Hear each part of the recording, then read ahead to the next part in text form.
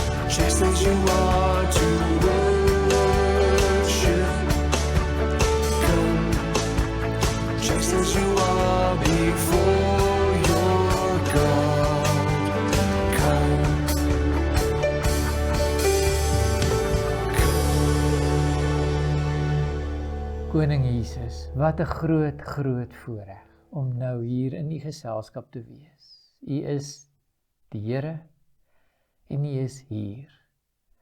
En U asem is vasgevang tussen die blaaie van hierdie woord.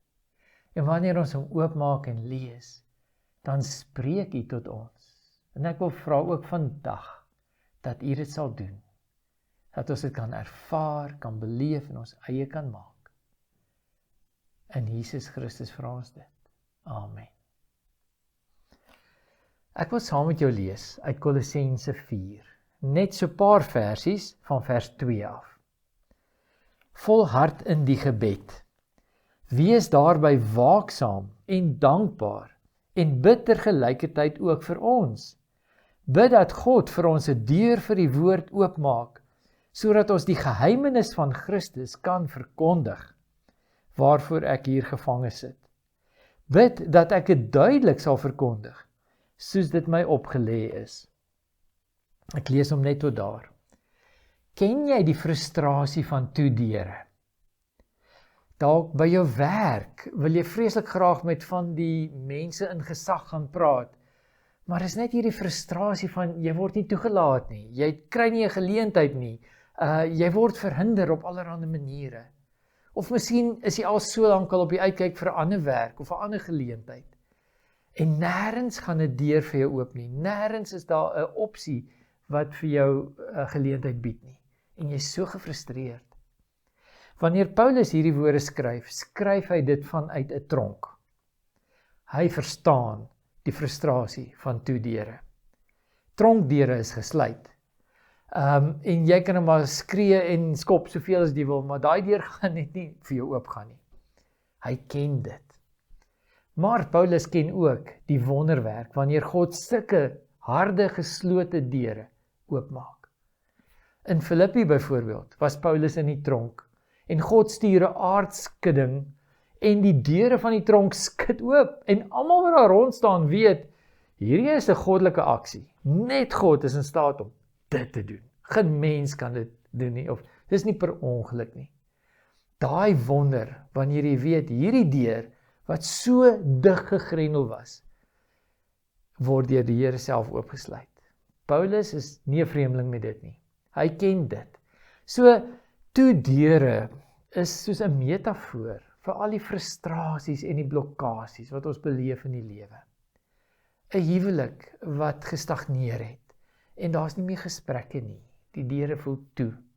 Verhouding met jou kinders wat dalk inskaakmat is en niemand praat meer met niemand nie en niemand weet om na die ander uit te reik nie. Jy is dalk in 'n regsgeding gewikkel met mense en jy voel dit gaan nêrens heen nie. Al die deure bly toe, die frustrasies hoop op. Paulus het sulke gehad. In Handelinge 16 byvoorbeeld, lees ons hiervan. Hulle het deur die gebied van Frigië na Galasië gereis, maar omdat die Heilige Gees hulle verhinder het om die woord in die provinsie Asië te verkondig. Toe het hulle by die grens van Misië gekom. Hulle het na Bitinië toe probeer gaan, maar die Gees van Jesus het hulle dit nie toegelaat nie. Hulle het toe deur Misië gereis en in Troas gekom. So Paulus het sulke oomblikke gehad, wat hy regtig sy bes probeer om net te gaan na 'n bepaalde gebied en die goeie nuus van Jesus te bring. En dan slaan die deur in sy gesig toe. Maar Paulus het verstaan, dis nie mense wat die deure toeklap nie. God is in beheer van oop en toe deure.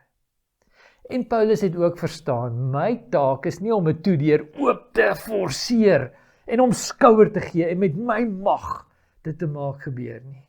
Nee. As die deur toe is, het God die deur toegehou. En dan stap ek weg. Dan probeer ek die volgende deur. En as hy ook nie oopgaan nie, dan probeer ek die volgende deur. En wanneer 'n deur dan vir my oopgaan, dan weet ek, dis God se wil.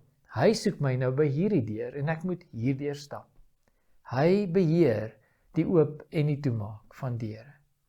Paulus het ook beleef die teenoorgestelde, wanneer God deure oopmaak. Bietjie verder aan in 1 Korintiërs 16 lees ons hierdie interessante ding. Paulus sê in vers 8, ek sal egter tot Pinkster in Efese bly, want hier staan 'n groot en 'n belangrike deur vir my oop. maar hier is ook baie teestanders. Hy sê, al is daar teestanders, God het 'n groot en 'n belangrike deur vir my oopgemaak, en ek moet nou hier deurstap. Hoe lekker as jy dit ervaar. God is in beheer, hy maak deure oop. Julle ken die bekende woorde van Openbaring 3, waar die Here vir die gemeente van Philadelphia sê, ek het vir julle 'n deur oopgesluit, en niemand kan dit weer toesluit nie. Ek weet dat julle min krag het, maar tog het julle aan my boodskap vasgehou en dit nie verloor nie. Die Here sê, wanneer ek 'n deur vir jou oopsluit, kan geen mens dit toesluit nie. Lekker om te weet, hy is in beheer. Nou, wanneer dit kom by oop deure en toe deure, is daar 2 elemente wat 'n ontsettende belangrike rol speel hier. En dis in ons gedeelte in Kolossense 4. Die eerste deel is die woord, die geheimenis van die evangelie. Hy sê hier vir ons, bid dat God vir ons 'n deur vir die woord oopmaak, sodat ons die geheimenis van Christus kan verkondig. Wat is hierdie geheimenis van Christus? Want as jy Paulus se briewe lees, dan sien jy dit kom herhaaldelik voor in al sy briewe wat hy skryf. Hierdie geheimenis van Christus is insigte, profesieë oor Christus wat in die Ou Testament opgeteken is en neergeskryf is. Maar mense het dit nie raak gesien nie. Maar toe Jesus kom in die nuwe bedeling en Jesus begin praat en optree en sy lewe gee, toe begin dit die punte aan mekaar verbind en skielik kom hierdie prentjie na vore. Hy is die lydende knegt van Jesaja. Hy is die een oor wie Dawid geprofeteer het in van die psalms. Dit is hoe hy sy koninkryk vestig en bou. Nie met mag en gesag nie, maar deur die Gees. En so verander hierdie hele prentjie wanneer jy verstaan, Jesus was al die tyd die een oor wie die Ou Testament gepraat het. Vat die Emmausgangers. Hulle is diep teleurgesteld. Jesus is gekruisig. Hulle stap weg van Jerusalem af. Hulle moed is in hulle skoene. Jesus kom in vermomde vorm en hy kom stap saam met hulle. Hy vra, hoekom is julle so hartseer?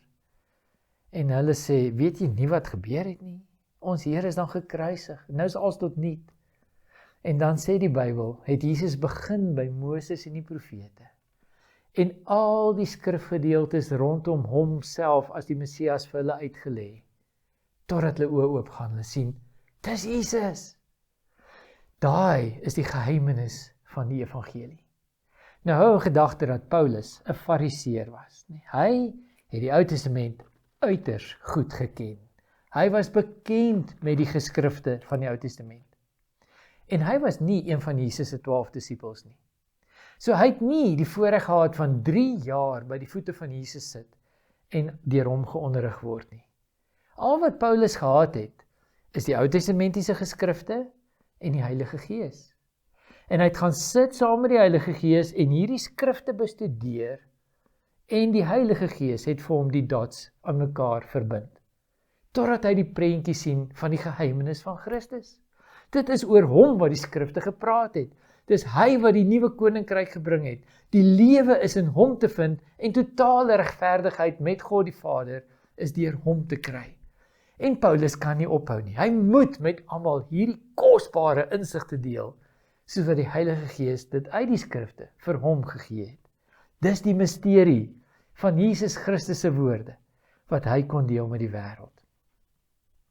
Die ander element wat hier in Kolossense 4 ter sprake is gebed. In hierdie kort 3 versies word 4 keer verwys na bid vir ons, volhard in die gebed, bid dat ons dit duidelik sal verkondig.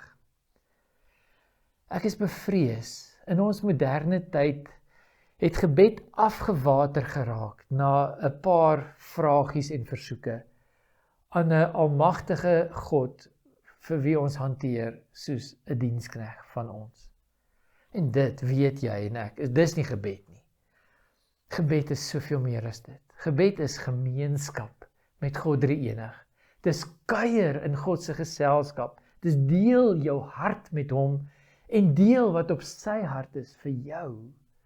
En geniet hierdie intieme, wonderlike, egte verhouding met die Vader en met die Seun en met die Heilige Gees. Dikwels is gebed daar's nie eers woorde nodig in gebed nie. Dis nie eers iets wat jy uitspreek nie. As Paulus sê bid sonder ophou, bedoel hy nie staan op jou kniegies en nou praat jy hardop met God die hele tyd sonder einde nie. Dis 'n houding van die hart. Dis 'n gerigtheid teenoor die Here wat sê ek bly deurentyd bewus van hom hier by my. Hy sal nooit weg wees van my nie. En selfs al sit ek by die werk en ek werk op my rekenaar, of ek sit in vergaderings, of ek was skorrelgoed by die huis, is my hart steeds gefokus op hom en bewus van sy nabyheid. Dis algemene gebed, dis 'n houding van gebed. Daar is ook 'n baie meer gefokuste gebed, waar jy die Here nader rondom 'n spesifieke saak. Iets wat jou intens ontstel, iets wat jy raak sien, wat jy erg oor bekommerd voel, en jy weet, niemand anders het die wysheid of die vermoë om iets hieraan te doen nie, behalwe die Here homself. En jy nader die Here met dit, en jy roep hom aan, en jy letterlik worstel met die Here oor hierdie saak wat hy so hard op jou hart gelê het. Soos Jakob met God geworstel het, so worstel jy met hom. Dis gefokuste gebed. Nou wanneer gebed en die misterie van die openbaring van Jesus Christus by mekaar kom, dan begin die avontuur. Kom ek beskryf dit soos volg. Julle onthou nog Pinkster, toe ons gepraat het oor die diepste kern van die mens, né? Jou siel, of jou hart, of jou wil, daai binneste deel van jy. Verbeel jou, dit is 'n heiligdom, dis 'n tempel.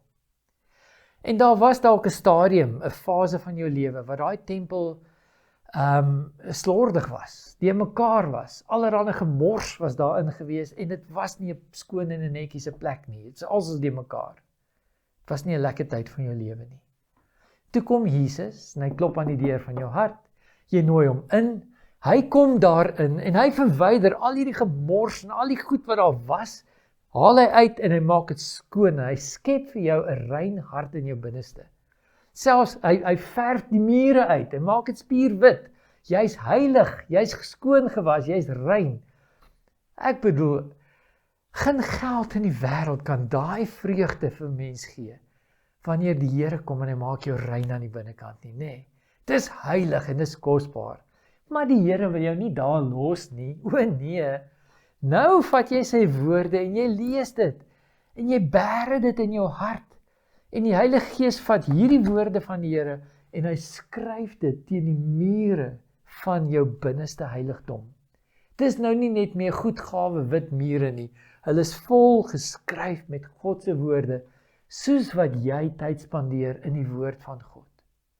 Jou innerlike tempel is nou so vol geskryf van God se gedagtes, dat dit saam met jou gaan waar jy ook al gaan.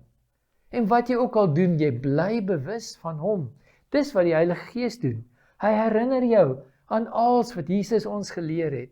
Maar as jy niks daar binne gebêre het, dan kan hy jou aan niks herinner nie. Maar soos wat jy dit daar gebêre het, so sal hy jou herinner. Jy's by die lisensiekantore, en iemand druk sommer net voor jou in die ry en onmiddellik wip jy jouself. En dan skielik onthou jy maar, wow, wat het ek nou weer gelees in 1 Korintiërs 13? Die liefde bedek alles, glo alles, hoop alles. En dit help jou om jou hier meer te behou in daai situasie. Iemand vra jou om geld by jou te leen, en onmiddellik is jy bietjie angstig oor geld, en miskien kom die Heilige Gees en herinner jou, daar het ek in jou hart geskryf, die Here is my herder, ek kom niks kort nie. En jy kry vrede. Jy sê, dis reg, is goed, ek weet nou wat om te doen. Ek het dit in hierdie afgelope week beleef. Ek gesels met 'n jong man, toe ons groet, kon ek nie sy hand skud nie, want sy van die beentjies in sy hand is gebreek, uit woede en frustrasie. Dis waar hy was. En ek luister na sy storie, en hy pak dit uit van hoeveel teleurstelling, hoeveel verwerping, hoeveel haat, het hy al in sy lewe beleef. En ek sit so en luister na hom, en ek vra vir die Heilige Gees, wat is op u hart? En terwyl ek so na hom luister, herinner die Heilige Gees my aan Psalm 139. So tyd gelede het ek nogal 'n geruime ruk in Psalm 139 deurgebring, en ek ken die woorde van Psalm 139. Maar so duidelik kom die Here en hy sê, weet jy hoe lief het ek hierdie jong man? Ek het hom so lief, ek ken hom deur en deur. Of hy sit en of hy opstaan, ek weet dit. Ek ken sy woorde, nog voordat dit op sy lippe is. Ek weet wat sy gedagtes is nog voordat dit by hom arriveer. En ek deel dit met hierdie jong man. Ek sê vir hom, het jy 'n klou hoe lief die Here jou het? Wie anders stel belang in of jy sit en of jy opstaan? Maar hy doen. En soos ek dit met hom deel, sien ek hoe die ligte aangaan agter sy oë. En hy sê, maar ek soek dit, asseblief. God se woorde, die misterie van Christus. Maar jy sien, wanneer die Here die deur oopmaak vir dit, dan is jy nie meer prekerig nie. Jy's nie dweperig nie. Dis die skat in jou hart, wat jy nou net kan vat en aangee vir die ander persoon, sodat hy ook 'n skat in sy hart kan hê. En daai woorde van die Here wat jy geberg het in jou hart, wat nou die skat is, die misterie van Christus. Dis die goed waaroor jy bid. Dis dit wat jy met die Here gesels. Sy woorde is nou in jou hart en nou praat jy met hom oor dit. Wanneer jy in gebed is, vra jy vir hom, Here, hoe werk hierdie goed? En hoe wil jy dit in my lewe laat uitspeel? Een van die mooiste verhale wat dit betref, is een van Martin Luther. In die jaar 1540 was Martin Luther in die middel van die reformatie, hard besig om te sien dat hierdie nuwe beweging tot stand kom. Hy was besig om die Bybel te vertaal uit Latyns in gewone Duits, sodat gewone Duitsers dit kon lees. En Martin Luther se hartsverse was Romeine. Romeine het die diepste tot hom gespreek. En hy was besig met Romeine 1 vers 17, die regverdiges sal uit die geloof lewe. En hy het dit in sy hart geberre, en hy het oor dit geworstel, en dit geherkou, en dit bedink, wat beteken dit, en wat is die implikasies hiervan? En op daardie stadium ontvang hy 'n brief. Die brief kom toe nou van sy geliefde vriend, Frederik Myconius. En die brief sê vir hom dat Frederik Myconius is baie siek en lê op sy sterfbed. Ja, en Martin Luther is verpletterd. En hy vat daai brief en hy vat Romeine 1 vers 17. En hy gaan sit by die Here en hy sê, Here, hoe moet ek hieroor dink? Wat sê U vir my? Die regverdige sal deur geloof lewe.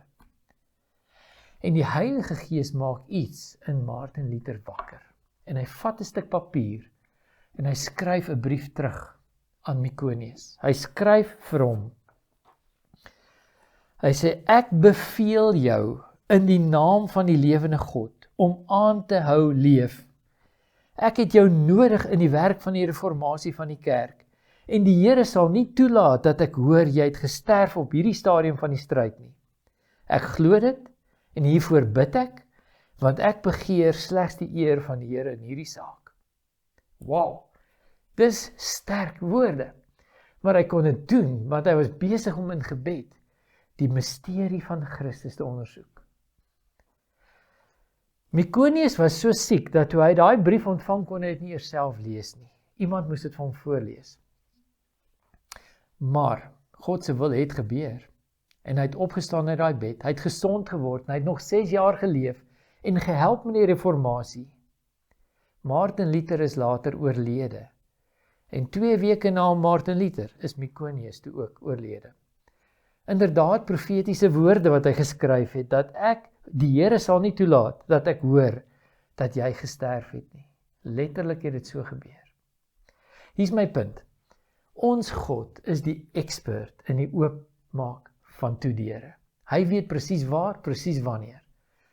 En hy gebruik 2 goeders in hierdie proses, dat ek en jy die misterie van sy woord vat en dit diep in ons hart bære, dat dit jou lewe beïnvloed en dat die asem van God tussen hierdie bladsye die krag word waaruit jy leef, waaruit jy praat. Dat dit jou gebede beïnvloed en dat jy en die Here saamwerk in sy koninkryk op hierdie manier en sien dat die misterie van God oopgaan vir ander. Jy is uitgenooi om deel te neem aan hierdie avontuur. Amen. Thy word is a lamp unto my feet and a light unto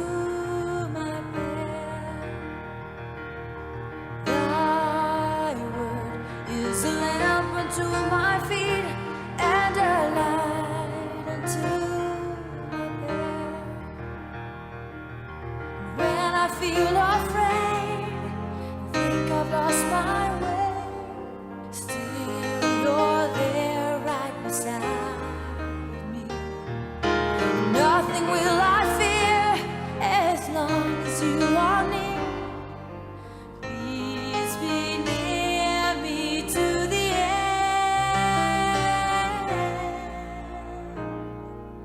Thy word is a lamp unto my feet and a light unto my path. Thy word is a lamp unto my feet and a light unto my path. And I will not forget your love for me and that my heart forever is wandering. Jesus, be my guide, hold me to your side, and I will love you to the end.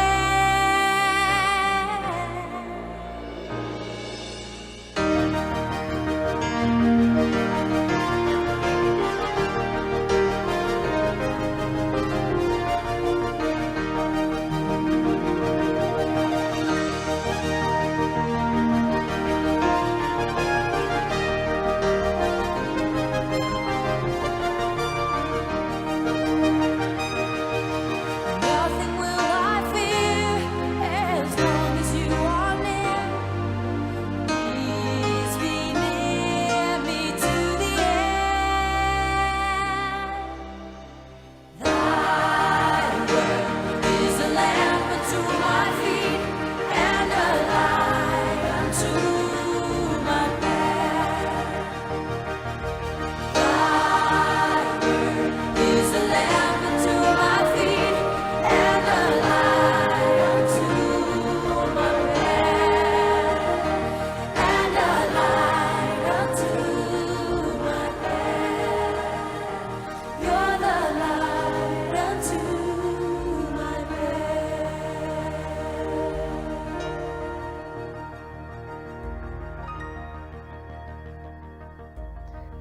Die nagmaal is 'n sakrament. Dit bedoel 'n heilige handeling, want dit is deur Christus Jesus self ingestel. Hy het gesê, doen dit dikwels tot my gedagtenis. En dis alledaagse gebruiksitems. Brood is 'n stapelvoedsel in die meeste kulture. Wyn is so bekend in Jesus se tyd en selfs vandag nog, hierdie wonderlike geskenk van die Here om te geniet. Dit betrek al ons sintuie, reuk, smaak, hoor, proe, die hele werke. En elke keer wanneer ons deel in die nagmaal, dan raak ons van 'n klompie goed bewus. Eerstens, Christus alleen is ons bron van redding. Niemand anders ooit in die geskiedenis het so ver gegaan as om sy lewe te gee en sy bloed te gee, om ons te vergewe van al ons gemors, om die perfekte offer te wees, wat vir ons terugsit in die regte verhouding met die Vader. Christus alleen. Tweedens, ons raak bewus van die feit dat dit deur genade alleen is, wat ons gered word. Nie werke van jou kant af, nie pogings om die Here te beïndruk nie. Ons het niks om te bied nie. Dis uit en uit die Here se inisiatief. Genade alleen red ons. Ons raak bewus van geloof alleen. Dis die leë hande waarmee jy hierdie geskenk vat. Net geloof. En dan raak ons so bewus van die feit dat hierdie wonderlike misterie van Jesus en van die redding wat hy aanbied en die nuwe verbond met die Vader, kry ons in die skrif alleen. Die openbaring, die asem van God wat dit met ons kom kommunikeer het, vind ons in die skrif alleen. En dan, wanneer ons dit vir onsself toeëien en wanneer ons begin leef in hierdie wonderlike nuwe lewe wat Jesus vir ons aanbied, dan wil ons leef uitsluitlik en alleenlik tot die eer van God. Alles wat ek doen, alles wat ek sê, alles wat ek dink, moet die Here verheerlik. Soli Deo Gloria. So wanneer ons die brood vat en ons breek dit, dan dink ons daaraan dat Jesus se liggaam gebreek is vir ons. Hy het alles gegee in jou en my plek, sodat ons nie gebreek hoef te word nie, maar sodat ons ook kinders van die Vader kan wees.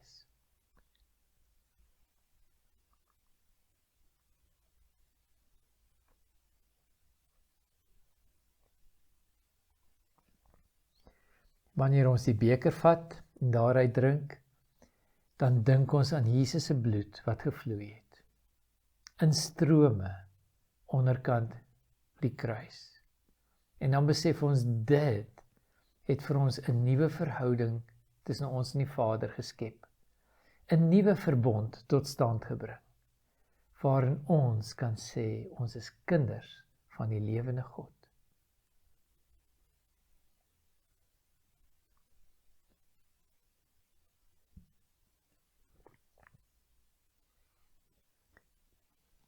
Dankie Here vir u onmeetlike groot liefde.